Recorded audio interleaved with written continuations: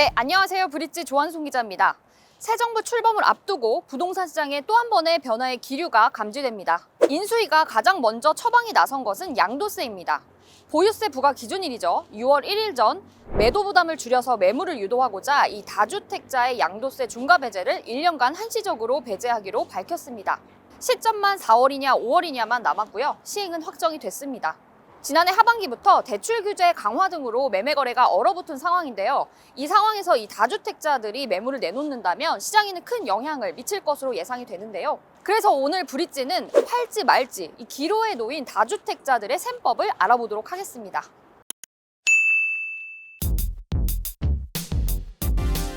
인수위에서 다주택자 양도세 중과 배제를 발표하자마자 시장에선 다양한 분석이 쏟아졌습니다.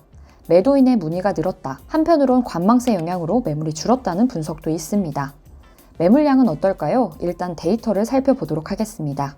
부동산 플랫폼 아실에 따르면 인수위에서 양도세 중과 배제를 발표한 하루 전날이죠. 3월 31일 기준으로 했을 때 4월 6일 기준 전국 대부분의 지역에서 아파트 매물이 줄었습니다. 서울 4.2%, 경남 1%, 충북 0.5% 등입니다. 특히 서울에서는 총 25개 자치구 중 18개 구에서 매물이 줄었습니다. 가장 많이 줄어든 곳은 송파구로 8,702건에서 7,816건으로 10.2% 줄었습니다. 강남구와 광동구, 그리고 강진구 등도 감소율이 높았습니다. 반면 강북구는 1,471건에서 1,500건으로 1.9%, 강서구는 4,006건에서 4,070건으로 1.5% 소폭 올랐습니다. 종합해보면 지역마다 차이는 있지만 데이터상으로 보면 집주인들이 오히려 매물을 걷어들였다는 의미로 해석이 됩니다. 다만 매물 감소의 원인을 단순 양도세 중과 배제 때문만으로 보기는 어렵겠습니다. 재건축 규제 완화 공약으로 인해 많은 지역에서 재건축 아파트의 가격이 상승하자 집주인들이 매물을 걷어들이고 관망하고 있는 영향도 커 보입니다. 실제 현장 분위기는 어떨까요? 지금부터는 서울대 여러 지역들의 중개소 이야기를 들어보도록 하겠습니다.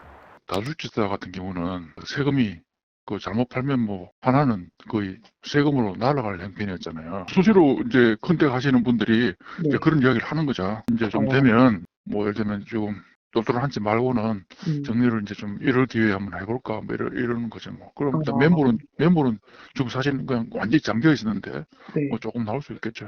세금 부담이 지금 잘못 팔면 지금 세금으로 60% 80몇 %대잖아요. 그거는 좀 심하니까 가지고 있다가 이럴 때 정리를 한번 해보려는 이제 생각을 있는 거죠.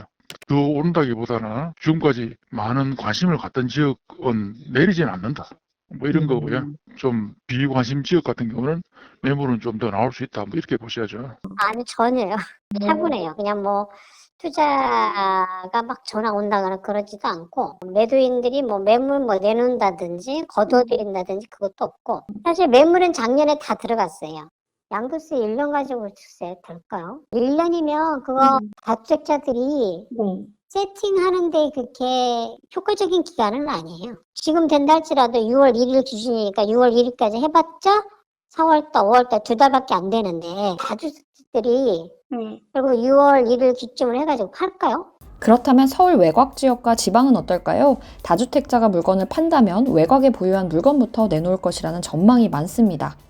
아직까지는 없어요. 그런데 지금 관망하고 있는데 살 사람들은 거의 다 팔았기 때문에 그거하고 별 적이 없을 거예요. 그래서 아직까지는 인수위원회에서 어떻게 발표하느냐. 지금 임대 3법도 폐지한다 그러다 또 조정한다 하고 하니까 고객분들이 관망하는 것 같아요. 지금 문의는 좀 있고요. 물건도 살살 나오기 시작합니다. 집이 두 채면은 70%, 60% 이런 나오는 부분을 세금이 그만큼 줄어든다 생각하면은 뺄 수도 있잖아요. 강남은 워낙 이제 재건축 수요가 있으니까 거기에서 규제를 풀면은 더 오를 것이다. 거기는 조금 눈치 보고 있을까. 그 외에는 조금씩 내놓을 것 같습니다. 지금도 그러면은 그거 시행을 염두에 두고 내놓는다는. 그럼 지금이라도 계약이 되면은 잔금날 5월달만 넘기면 될 거 아닙니까?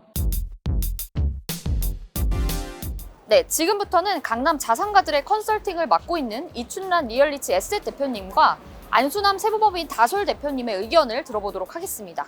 인수위가 31일 날 발표를 했잖아요. 네. 양도세 중과 배제. 그래서 네. 그 이후에 좀 반응이 있는지 고객들. 네, 반응이 좀 많이 있는 것 같아요. 우선 지금 언제 시행하는지 제일 궁금해하는 것 같고요. 그다음에 이제 기간에 대해서 제일 애로사항들이 뭐냐면 지금 전세 기간이 임대차 기간이 안 끝났는데 지금 처분하기가 쉽지가 않은데 그래서 처분할 분들이 세를 끼고 이렇게 하면 실수요자들하고 직접 만나기 힘들어진다는 거예요. 기간이 너무 좀 짧지 않느냐 하는 그런 불만들이 좀 있는 것 같아요.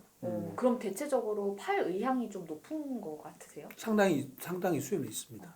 네, 근데 그래서 이전에도 양도세 얘기는 중과 배제를 네. 한시적으로 했었는데 네. 그때와 지금 좀 다른 점이 있다면 그때는 종부세가 시행되기 전이었기 때문에 음. 실제로 종부세를 못 겪었어요.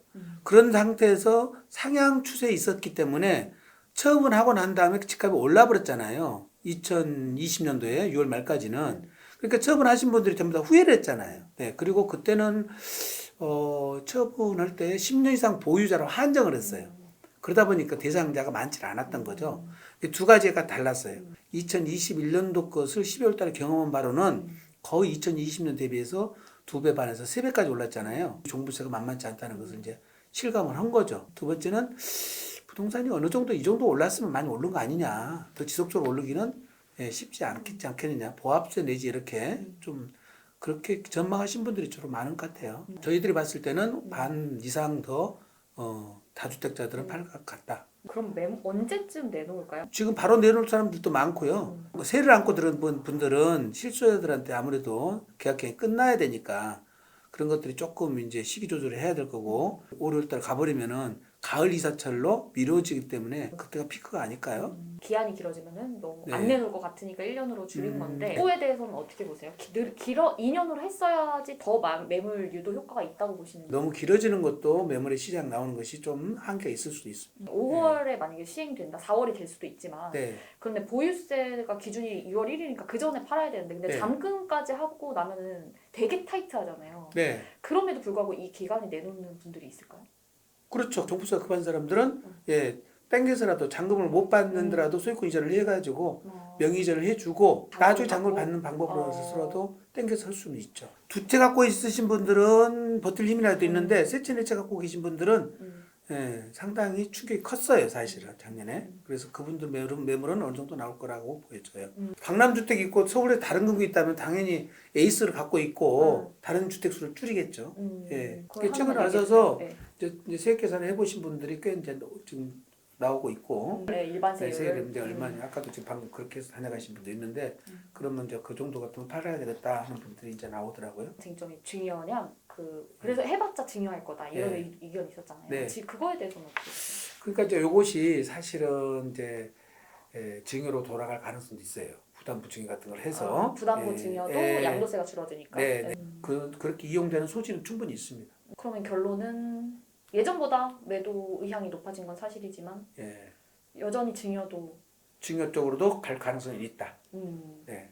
양도세 혜택을 네. 받아서 네. 팔고 나서 주택을 사면 네. 효과가 없어지는 거 아니냐 이걸 막아야 한다는 의견도 있고 네. 뭐 다양한 의견이 있는데 국민의힘에서는 그때 공약사항으로 전체적으로 다 정상화시킨다고 그랬는데 취득세 중과도 배제시키고 종부세도 다 배제하고 이제 다 그래버리면 지금 같은 그런 현상이 벌어질 수가 있죠.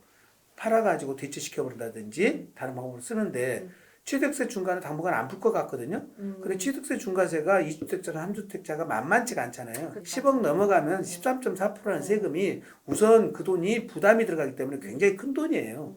그 다음에 또 사가지고 종부세를 지금 피할 수 있는 방법이 있어야 되는데 임대사업자에 대한 그 또 뭐 어떤 활성화, 좀 베니핏을 준다고 그러잖아요. 근데 저희들이 보기에는 신규 취득자한테 주는 거는 다시 또 투기를 할 수 있도록 기회를 열어주는 것 같거든요. 동시에 다 열 수는 없다. 주택 가격을 좀 봐가면서 아마 하겠죠. 그걸 카드를 한꺼번에 다 쓸 것 같지는 않은데요. 그러면 결론적으로는 다시 팔아가지고 사기에는 제한이 그러면 있다. 팔 이유가 없죠. 파서 다시 산다면. 그러면은 어느 정도 시장이 취지대로 안정화된다 거라고 보시는 거예요? 글쎄 이제 어느 정도는 안정화될 거라고 보여지는데 양도분의 중과세 하는 것이 우리 매물 잠금 현상을 가져왔다는 거죠. 취득분에 대한 중과세를 해야 맞다는 거예요. 주택들 반응이 어떤지가 좀 궁금합니다. 주택을 2개, 3개 갖고 계시는데 이번에 양도세 완화하면 매도하시겠다 이렇게 의사표현 하셨고 내가 그러면 언제 매도 물건을 내놓으면 좋을까요? 라고 하는데 이제 주택 가격이 지금 상당히 올라간 상황이잖아요. 재개발 지역 같은 경우에는 전세가가 워낙 싸요. 1억 뭐 5천 막 이런데 프리미엄 자체가 막 10억 정도 막 이렇게 올라가 있으니까 다른 분들이 살 수가 있을까 물건을. 물론 싸게 내놓으면 나간다라고는 하지만 그 싸게 내놓는 정도를 얼마까지 양보해야 될까가 굉장히 고민이에요. 양도세 완화 시행은 계속 찔끔찔끔 했었잖아요. 그때와 지금이 뭔가 좀 다른 점이 있다면. 지금 보유세는 아직 안 터치를 안 하고 있는 거잖아요. 종부세. 종부세, 예. 네. 그렇기 때문에 이제 다주택자에서 임대사업자에서 종부세 배제를 받지 않은 분들은 2억도 내고 1억도 내고 뭐 이렇게 내고 있거든요. 굉장히 부담스러워요, 지금. 어쩔 수 없이 가족끼리 막 명의를 섞은 분들도 계세요. 만약에 양도세 중과 배제 같은 게 나오면 이제 이번 기회에 정리를 좀 하실 수 있는 기회가 될 것도 같긴 해요. 많은 분들이 말씀하시는 것처럼 비인기 지역은 매물이 과다 출현할 가능성이 더 높죠. 근데 일단은 대출 규제가 풀어지지 않았고, 그리고 이 다주택자의 양도세 중과 유예 같은 것들도 확실하게 지금 나온 게 아니잖아요. 예, 그래서 아마 취임 이후에 움직여질 것 같고 하반기에 좀 움직여질 수 있을 것 같아요. 그런데 지금 서울의 주요 지역들이 지금 토지거래 허가구역으로 묶여 있거나 아니면 신속통합이나 도심공공복합사업이나 이런 구역들이 거래를 하면 입주권을 받을 수 없는 그런 상태거든요. 그렇기 때문에 1년을 풀어준다 하더라도 팔지 못하는 매물들이 상당히 많습니다. 그리고 이제 자산가들 같은 경우에는 강남에 여러 개를 갖고 있다거나 아니면 뭐 최소한 마용성에 갖고 있다거나 이러다 보니 많이 묶여 있죠. 네, 그리고 지금 압구정이나 목동이나 성수나 지금 대치동 그다음 잠실 다 묶여 있잖아요. 청담동 다 묶여 있는데 삼성동 묶여 있는데 이런 경우에 거기에 보유한 매물들은 이제 정리가 될 수가 없는 거죠. 그러면 실제로 매도하고 싶다는 의견이 있는데 묶여 있어도 못 파는 사례도 꽤 상당수 있다는 많습니다. 거. 예. 시간만 1년을 준다고 해서 가능한 건 아니다. 좀 더 디테일하게 정부에서 세밀하게 보고 그거를 풀어줘야만 실제 시장에서 움직일 수 있다는 말이죠. 2년으로 하면 매물이 더 많이 늘었을까요?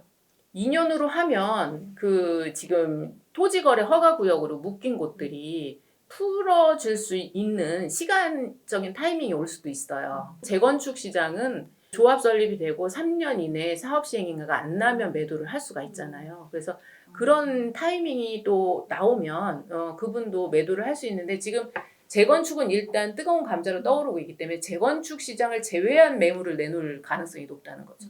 저희한테 상담하신 분도 압구정을 갖고 있고 송파에 신축 아파트를 갖고 계신데 양도세 완화가 되면 사실 송파 신축 아파트는 비싸잖아요. 그리고 그분이 시세 차익도 많이 가졌고 하지만 본인은 압구정을 더 계속 가져갈 생각이 있기 때문에 이제 송파의 신축 아파트는 매도를 할 생각이다라는 얘기를 하셨더라고요. 어찌됐든 이분은 보유세 때문에 정리를 할 수밖에 없어요.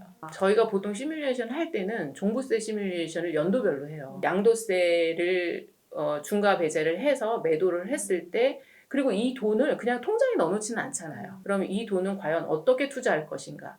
다시 투자 시장으로 들어갑니다. 그 돈은. 코로나가 완화되어 가고 있기 때문에 관심도가 지금 주거용 부동산에서 상업용 부동산으로도 많이 이제 선회할 수 있다. 이렇게 보고 있습니다. 그러면 전반적으로 완화가 된다고 하면 시장 전반적으로는 가격이 좀 더 그래도 계속 갈 것 같다라고. 40억짜리 집이 과연 얼마나 더 오를까는 퀘스천인 거잖아요. 근데 예를 들어서 10억짜리가 15억 오르는 건 쉽습니다. 비율적으로. 전반적으로 보면은 전반적으로 인기 지역만 오른다라고 보셔야 될 것 같아요. 결론적으로는 어쨌든 똘똘한 한 채만 남기고 만약에 양도세 중과 이후에 그러면은 나머지 뭐 외곽이라던가 일기 신도시라던가 이런 매물이 나오고 여기 또 매수 수요가 있으니까 가격이 올라갈 수도 있다고 보면은 가격은 올라가겠죠. 그러면 전반적으로는 키 맞추기가 되는 게 아닌가. 그거를 지금 일시적으로 그런 현상이 일어나는 거는 어쩔 수 없습니다. 뭔가 완화되는 정책이 있어야만 주택 공급이 가능한 거죠. 주택 가격이 떨어지면요, 재건축 재개발이 이루어지질 않아요. 또 꾸준하게 주택 공급이 이루어져야 된다는 건 기본적인 원칙이고요. 선택은 매수자가 하는 거거든요. 그래서 시장에 자꾸 정부가 들어와서 너는 이거 30억이니까 사지 말고 이거 1억이니까 사라고 한다고 이게 되는 건 아니잖아요. 네, 오늘 브릿지는 부동산 세제 관련 시장의 움직임을 취재해봤습니다. 세무사와 중개사 등 이 현장의 목소리를 종합해보면 집값과 공시가격 상승에 따른 보유세 부담으로 이전보다 매물을 내놓겠다는 심리가 높아졌다는 게 중론입니다. 다만 아직까지 명확한 시행 시점이나 방식이 정리되지 않은 상황에서 적극적으로 나서는 상황은 아닌 것으로 판단이 됩니다. 새 정부 출범으로 세제 개편과 함께 어떤 정책이 시행이 돼서 부동산 시장에 영향을 미칠지 좀 더 면밀하게 지켜봐야 할 것 같습니다. 네, 오늘 브릿지는 여기까지입니다. 앞으로도 브릿지는 시장의 변곡점에서 생생한 현장 소식으로 여러분을 찾아뵙겠습니다. 감사합니다.